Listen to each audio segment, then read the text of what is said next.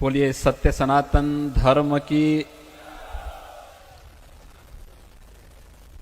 भाइयों बहनों, जहां तक मेरी आवाज जा रही है, ये राजस्थान की धरती है, मारवाड़ की धरती है। पूरे राजस्थान तक तो आपकी आवाज गूंजनी ही चाहिए। इसलिए आप सब मेरे साथ बोलेंगे, बोलिए सत्य सनातन धर्म की। भारत माता की, भारत माता की, गौ माता की, गौ माता की, गंगा माता की, गंगा माता की, श्री राम जन्मभूमि की, श्री राम जन्मभूमि की, श्री कृष्ण जन्मभूमि की, श्री कृष्ण जन्मभूमि की, काशी विश्वनाथ की, काशी विश्वनाथ की, योगीराज जालंधर नाथ जी महाराज की, योगीराज जालंधर नाथ जी महाराज की, महायोगी गोरक्षनाथ जी महाराज की, महायोगी गोरक्षनाथ जी महाराज की, पीर शांतिनाथ जी महाराज की, पीर शांतिनाथ जी महाराज की, सब संतन की, सब संतन की, हर हर महात।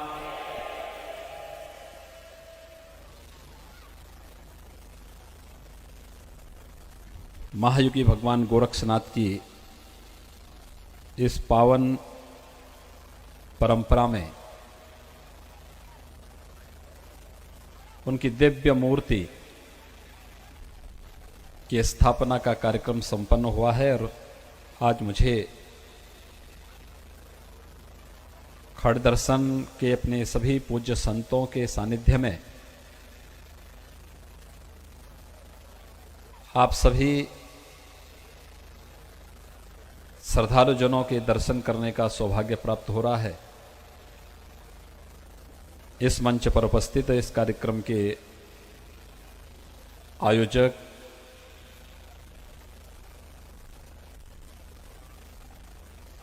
भैरवनाथ जी के अखाड़ा श्री मंदिर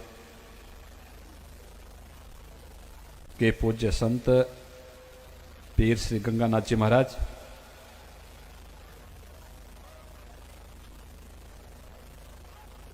पूज्य संत महंत श्री रणछोड़ भारती जी महाराज, नाथ संप्रदाय की परंपरा में 12 वर्ष के लिए राजा नियुक्त होते हैं और उस परंपरा को एक नई ऊंचाइयां देते हैं दक्षिण भारत में। ऐसे पूर्व राजा श्री महंत संत संध्यानाथ जी महाराज सौराष्ट्र जूनागढ़ से पधारे हमारे पीर श्री शेरनाथ जी महाराज, आज के इस कार्यक्रम में उपस्थित श्री महंत आशा भारती जी महाराज, श्री महंत बापू गिरी जी महाराज, श्री महंत परशुराम गिरी जी महाराज, श्री महंत प्रेम भारती जी महाराज, श्री महंत लहर भारती जी महाराज, श्री महंत महेंद्र भारती जी महाराज, श्री महंत प्रबत गिरी जी महाराज, श्री महंत काशीनाथ जी महाराज, श्री महंत प्रेमनाथ जी महाराज, श्री महंत कमलनाथ जी महाराज, श्री महंत शंभुनाथ जी महाराज, श्री महंत मंगलाईनाथ जी महाराज, श्री महंत रघुनाथ जी महाराज, श्री महंत रूपनाथ जी महाराज और इस संपूर्ण क्षेत्र में सनातन धर्म के प्रचार प्रसार में संलग्न खड़दर्शन संप्रदाय के हमारे सभी पूज्य संतगण, उपस्थित इस पावन नगरी से जुड़े हुए सभी श्रद्धालुजन, उपस्थित भाइयों बहनों,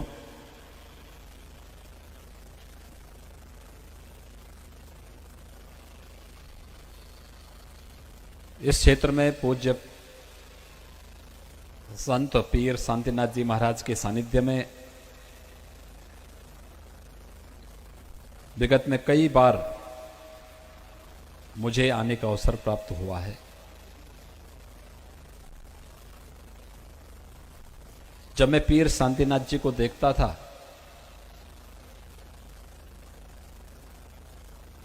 तो इससे स्पष्ट आभास होता था कि सिद्धि उनके पीछे भागती है। एक सिद्ध मूर्ति थे, खड़दर्शन संप्रदाय के सभी पूज्य संतों के साथ मिलकर के धर्म और अध्यात्म के लिए जो कार्य उन्होंने इस क्षेत्र में किए वो अविस्मरणीय हैं। और आज उसी परंपरा को हमारे पीर गंगानाथ जी महाराज, हमारे सभी पूज्य संतगण निरंतर उसी भाव के साथ आगे बढ़ा रहे हैं। आप सभी श्रद्धालु जन उन सब का सहयोग कर रहे हैं, उनके साथ सहभागी बन रहे हैं।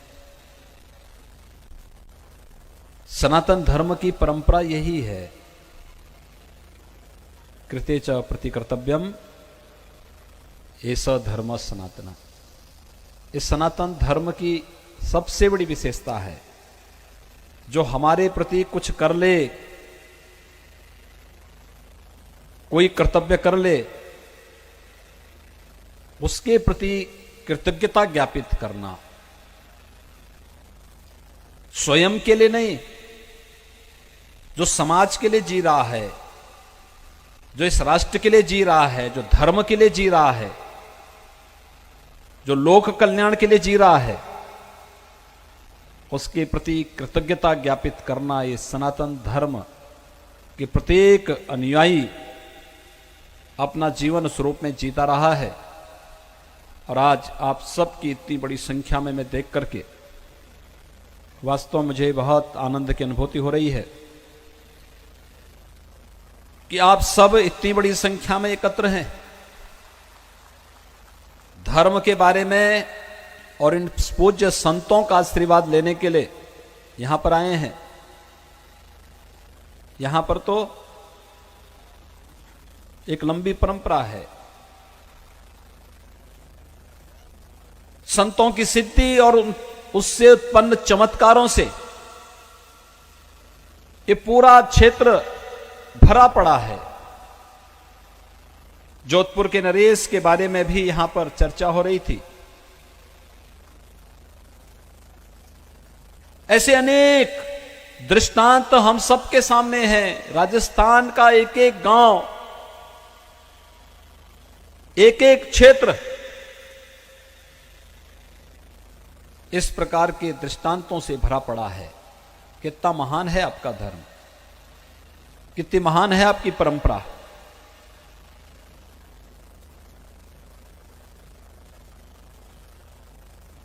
भगवान श्री कृष्ण ने गीता में वैसे ही नहीं कहा होगा कि स्वधर्मे निधनम श्रेय पर धर्मो भयावह, यानी अपने धर्म के प्रति हमारे मन में क्या भाव होना चाहिए। अगर इस भाव को उस रूप में हम सब ने जीने के अवसर गंवाए नहीं होते तो देश कभी गुलाम नहीं होता, कभी गुलाम नहीं होता। राजस्थान की धरती से ज्यादा त्याग और बलिदान की कीमत किसने चुकाई है? यहां का बच्चा बच्चा देश और धर्म के लिए जिया है, उसके लिए बलिदान हुआ है, उसने अपना पूरा जीवन इस देश और धर्म के लिए जिया है। इसलिए राजस्थान से बढ़कर के त्याग और बलिदान की परंपरा कोई दूसरा नहीं जान सकता। मुझे याद है मैं गोरखपुर में, एकदम गोरखपुर शहर से सटा हुआ एक छोटा सा मोहल्ला था।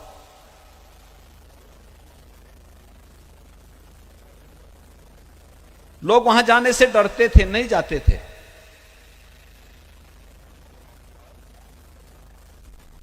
जब पहला चुनाव में लड़ा तब भी मैं वहां नहीं गया, दूसरा लड़ा तो भी मैं वहां नहीं गया, तीसरा चुनाव मैं लड़ रहा था, मेरे कुछ कार्यकर्ता आए, उन्होंने कहा कि यहां पर लगभग 500-600 वोट हैं, ये सब आपको देते हैं, लेकिन आप कभी उनके पास गए नहीं। मैंने सुना है कि वे सब वहां पर उनकी जो बहुत आम शोहरत है बहुत अच्छी नहीं है, आखिर ऐसी क्यों स्थिति है? उन्होंने कहा ऐसा नहीं है, उनके बारे में सुना है, लेकिन एक बार आप चलकर देखें वहां पर। मैंने कहा मैं 2 चुनाव जीत चुका हूं, मैंने तो आज तक वहां कुछ किया ही नहीं।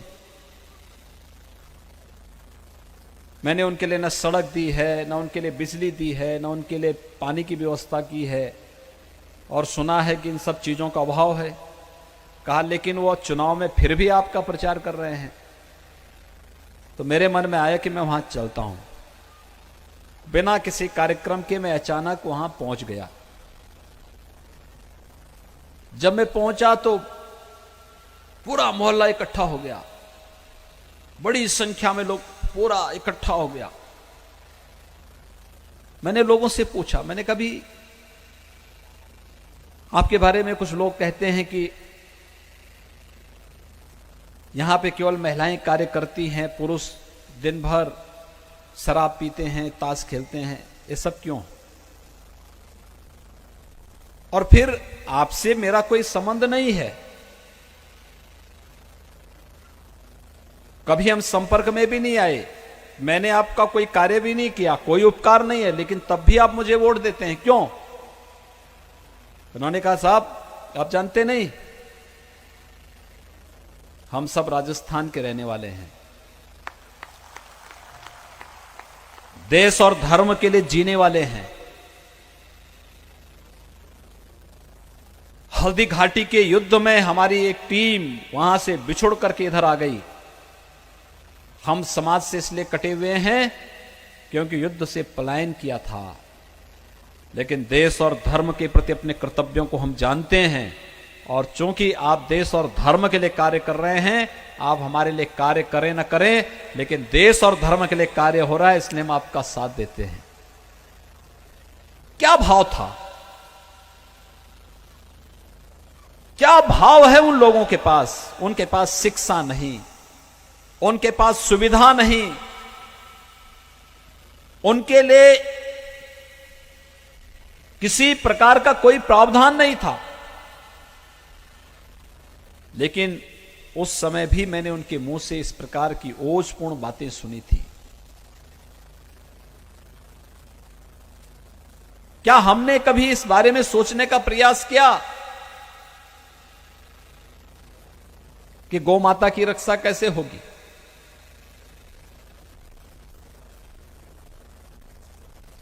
इस देश और इस धर्म की रक्षा कैसे होगी? विधर्मी अचानक इस देश में आकर के इस देश के सनातन धर्म से जुड़े हुए मानबिंदुओं को क्यों नष्ट भ्रष्ट करने में सफल हो गए? सब कुछ था, बल भी था, बुद्धि भी थी, वैभव भी था, लेकिन सामाजिक एकता का अभाव था। हम बटे थे जाति के आधार पर, क्षेत्र के आधार पर, भाषा के आधार पर। आपने वो कथा सुनी होगी, राम और रावण का युद्ध हो रहा था। युद्ध में भगवान राम विजयी हुए, रावण अंतिम श्वास ले रहा है। भगवान राम ने लक्ष्मण से कहा कि लक्ष्मण जाओ, रावण से कुछ उपदेश ले लो। लक्ष्मण गए उनके सिर की तरफ खड़े हो गए। रावण ने कुछ नहीं कहा। लक्ष्मण वापस आए, कहा कि भैया वो तो कुछ बोलता नहीं है। कहा कहां खड़े थे? कहा सिर की तरफ।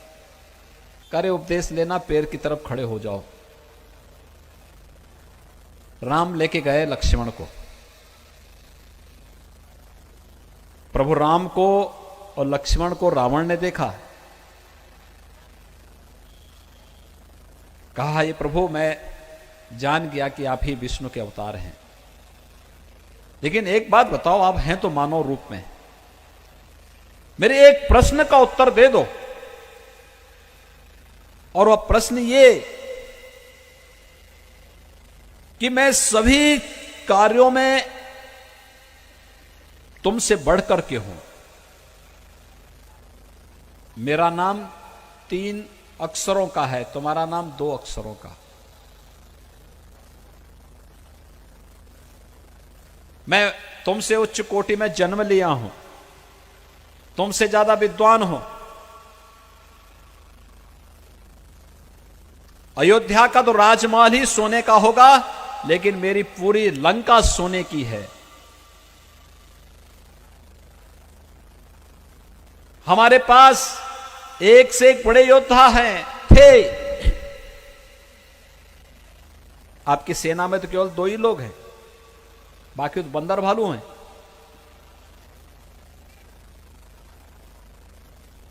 सब कुछ में मैं तेज हूं तुमसे, लेकिन उस सब के बावजूद मैं हार गया और तुम विजयी हो गए। कैसे? भगवान राम ने कहा, रावण सुनो,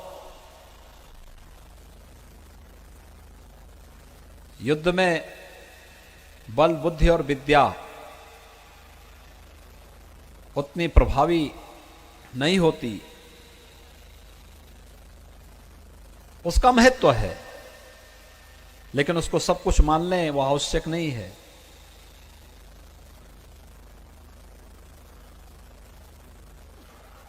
एक अंतर है, मैं मानता हूं तुम्हारे पास मुझसे ज्यादा बल था, तुम्हारे पास मुझसे ज्यादा बुद्धि है, तुम्हारे पास मुझसे ज्यादा वैभव है, लेकिन उस सब के बावजूद तुम इसलिए परास्त हुए क्योंकि तुम्हारा भाई तुम्हारे साथ नहीं था, और मैं इसलिए विजयी हुआ, मेरा भाई विपरीत परिस्थितियों में भी मेरे साथ खड़ा था। हमें याद रखना होगा, जो लोग जाति के आधार पर समाज को बांट रहे हैं, छुआछूत और अस्पृश्यता के आधार पर समाज को बांट रहे हैं, वे वास्तव में इस देश को कमजोर कर रहे हैं। और देश को कमजोर करने वालों को कभी बख्शा नहीं जाना चाहिए, उनके साथ कोई रियायत नहीं होनी चाहिए। आपने पंचतंत्र की एक कथा सुनी होगी, छोटी सी कथा है। एक जंगल में आग लगी है,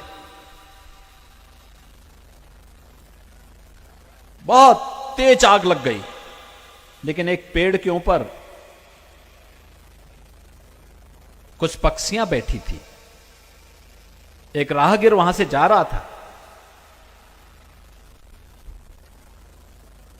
राहगीर ने उन पक्षियों से कहा, अरे उड़ जा,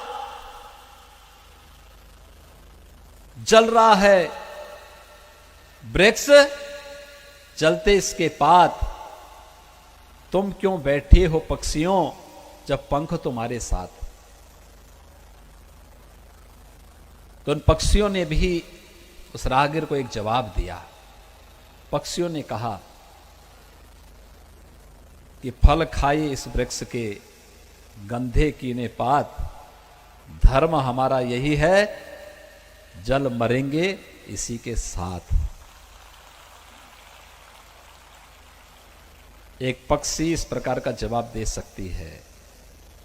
अधम योनि में जन्म ली है, लेकिन वह कहती है कि हमने बचपन से इस वृक्ष पर रह करके इसके फल खाए हैं, इसके पत्तों को गंदा किया है,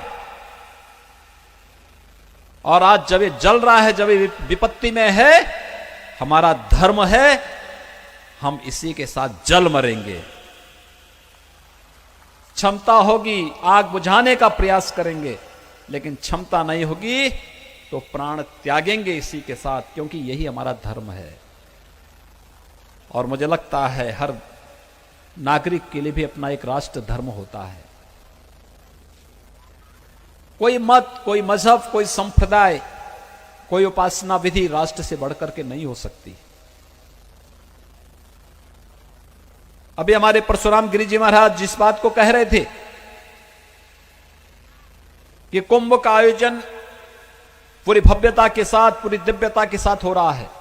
याद करिए हमारे पूज्य संतों ने कुंभ में पहले अखाड़े आपस में लड़ते थे, पहले कौन स्नान करेगा, पहले कौन करेगा। लेकिन जब भारत की राष्ट्रीयता की बात आई, उन्होंने कहा यह सारा विवाद समाप्त, स्नान करने की तैयारी हम अपने आपस में बैठ करके तय कर लेंगे। अगर हम आपस में बैठ करके अपनी स्वयं की उपासना विधियों से जुड़ी हुई समस्या का समाधान कर सकते हैं, तो सामाजिक समस्याओं का समाधान कौन करेगा?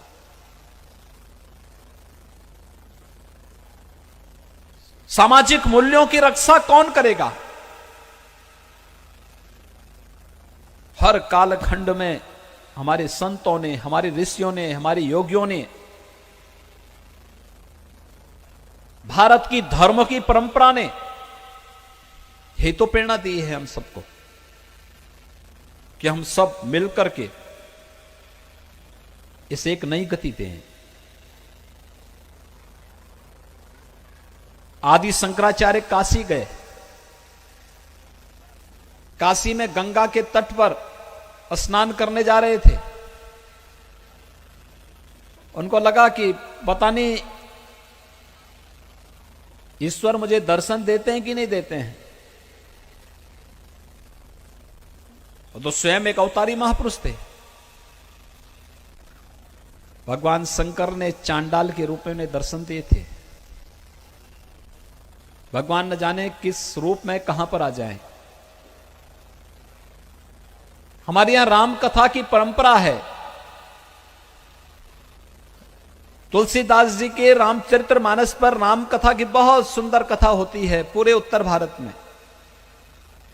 और ये मान्यता है कि जहां जहां राम की कथा होगी वहां वहां हनुमान जी किसी न किसी रूप में आकर के उस कथा का श्रवण करेंगे। क्या भाव है। कुछ लोगों को लगता था नहीं होगा, तुलसीदास जी को भी लगता था ये कैसे संभव है। पता लगा कि उनकी कथा में अंतिम छोर में एक व्यक्ति बैठता था कुष्ठ रोगी के रूप में। प्रतिदिन जहां कथा प्रारंभ हुई वो बैठ जाता था, शुरू से लेकर अंत तक बैठा रहता था।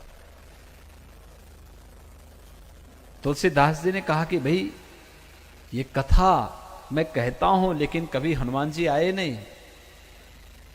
बाद में सपने में दर्शन देके कहा कि जो पीछे जो बैठता हूं ना, लोग पहचान न पाए, मेरी कथा में सुनने के कार्य में विघ्न न डाल पाए, इस दिश से इस रूप में मैं बैठता हूं। भगवान पता नहीं किस रूप में बैठे हैं, कहां पर हैं। हम सबको उस भाव को समझने का प्रयास करना चाहिए। ये छुआछूत के आधार पर, अस्पृश्यता के आधार पर, जाति के आधार पर समाज को बांटने की कुत्सित चेष्टाएं, यह धर्म सापेक्ष नहीं हो सकता, यह धर्म के अनुकूल नहीं हो सकता है। आप सोचिए, मर्यादा पुरुषोत्तम भगवान श्री राम का स्मरण हम क्यों करते हैं? मर्यादा पुरुषोत्तम भगवान श्री राम का स्मरण इस बात को लेकर के करते हैं क्योंकि उस कालखंड में धर्म की स्थापना उन्होंने की थी। याद करिए कैसे उस समय की राजे रजवाड़े भी रहे होंगे। रावण लंका से चल करके और उत्तर प्रदेश, आज के उत्तर प्रदेश और बिहार के बॉर्डर पे आ चुका है।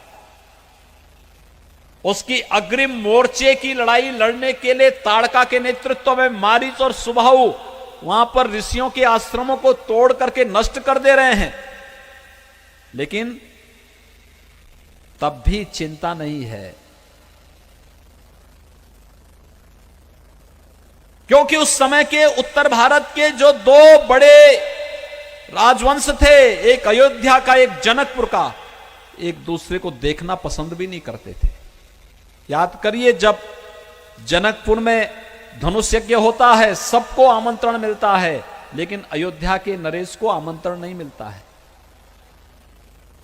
वो तो उस समय के एक दूरदृष्टा ऋषि विश्वामित्र की वह दूरदृष्टि थी कि वह राम और लक्ष्मण को अपने यज्ञ की रक्षा के बहाने जनकपुर लेकर के चले गए।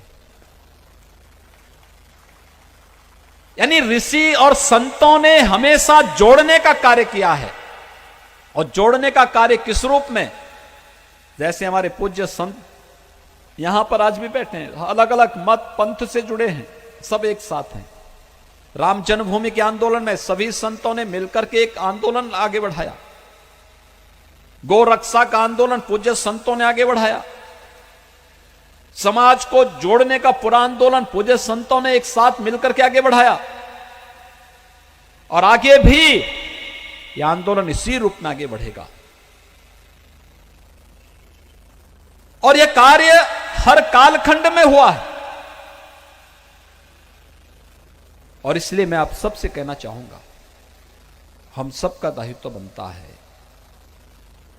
कहीं भी विभाजन करने वाले ताकतों को कभी वह आपका हितैषी नहीं हो सकता। जो विभाजन कर रहा है, जो फूट डाल रहा है, जो तोड़ रहा है, पूछिए ना पाकिस्तान में क्या हाल हो रहे हैं। जो बचे खुचे हिंदू हैं पाकिस्तान में, उनकी क्या दुर्गति हो रही है। वहां पे कोई धर्मनिरपेक्षता का नारा दे रहा है क्या? अफगानिस्तान में जो बचे खुचे सिख परिवार बचे हैं काबुल में, उनके बारे में कोई धर्मनिरपेक्षता की बात वहां बोलता है क्या? बांग्लादेश में बोलता है क्या? यहां पर ये लोग जाति के आधार पर आपको इसलिए बांटना चाहते हैं जिससे आपको कमजोर किया जा सके, और कमजोर करने वाली ताकतों से सावधान रहने की आवश्यकता है। ये धर्म की परंपरा, ये मर्यादाएं तभी बनेंगी, और भगवान राम ने यही किया था।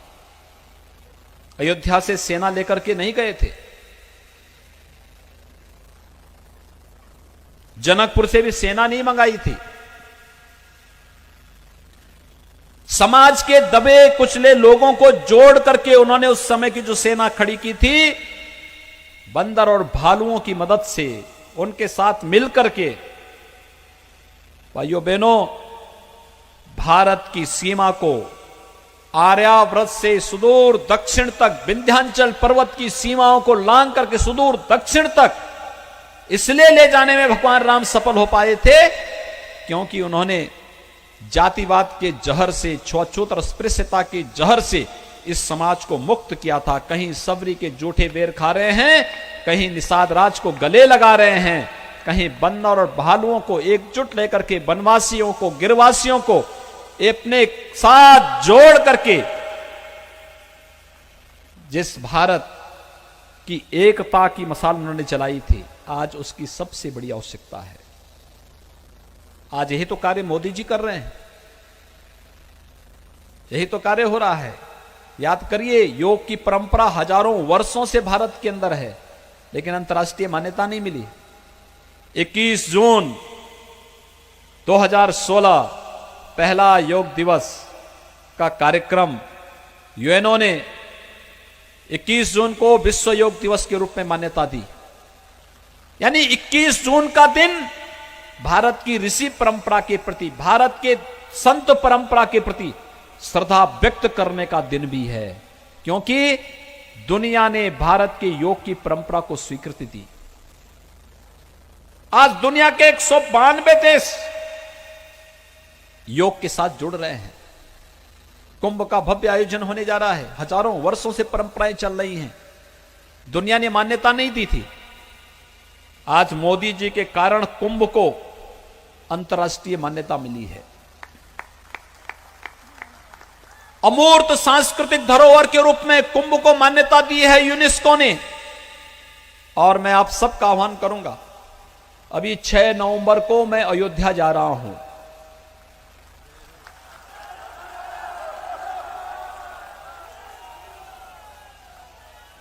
छह नवंबर को छोटी दीपावली है।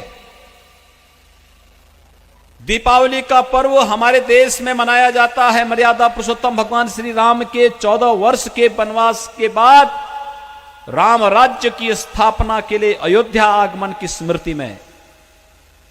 और हम लोग उस दिन दीपोत्सव के अवसर एक भव्य आयोजन अयोध्या में करते हैं।